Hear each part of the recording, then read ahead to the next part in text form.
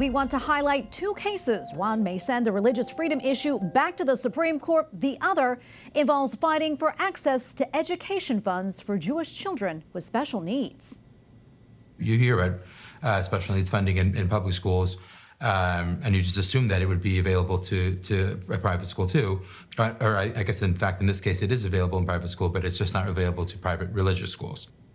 At a California court this week, Jewish parents won the right to nominate a religious school as the best option for their child with disabilities. At the heart of this challenge are federal funds. California's educational bureaucracy is trying to keep that money from schools labeled sectarian or religious private schools. Federal money that goes to individual state departments of education is meant to provide disability services for those who cannot be served in public schools. And these parents argue that a school that also maintains their religious tradition will be the best place for their child.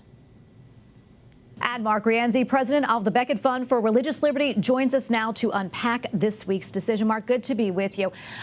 So didn't a Supreme Court ruling in 2022 find religious discrimination in state-level programs to be against the law? And if so, why did these Jewish parents have to go to court in California? Yeah, well, they shouldn't have to go to court because you're exactly right. The Supreme Court has been crystal clear that states can't exclude religious schools from equal participation in public programs.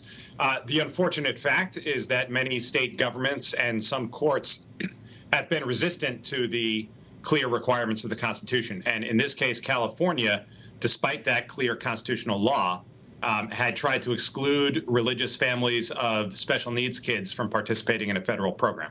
Yeah, and it being so clear, do you think this is going to head to the Supreme Court? I don't know. What I know is that this is the Ninth Circuit Court of Appeals, which historically hasn't always been the greatest when it comes to religious liberty.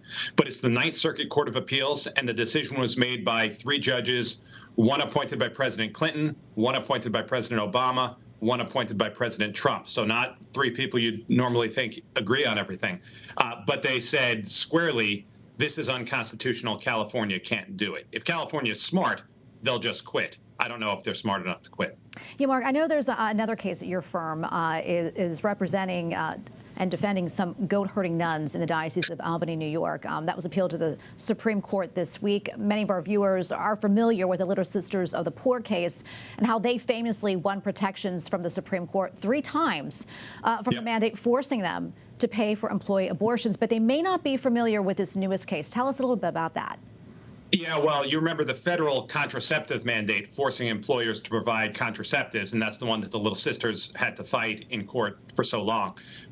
This is a New York state mandate, and they go one step worse than the feds to say we're not just going to require you to buy contraceptives for your employees, we're going to require you to buy them surgical abortions on your health plans. And the case has been going on for a decade in the New York courts. And unfortunately, the New York courts have not taken the message from the Supreme Court about religious liberty. And the New York courts have repeatedly said, tough luck, the government can force you to buy abortions. And so this case is at the Supreme Court, asking the Supreme Court to enforce the Constitution and tell New York the same thing they told the feds over and over again about the Little Sisters, which is the government can't force religious people and religious organizations to provide these things against their will. It's a simple question, but it's only coming up because, again, there's a recalcitrant state in New York and a recalcitrant state court system in New York that have refused to apply the Constitution the right way. Mark, what else should we know about this case?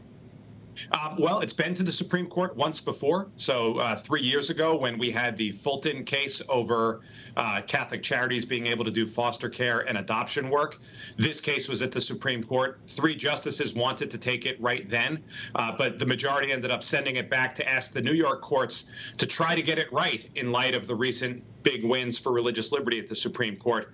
But unfortunately, 3 years later, the New York courts are basically thumbing their nose at the Supremes, much like the California authorities are in the other case. They're just saying, we're going to resist, we're going to refuse.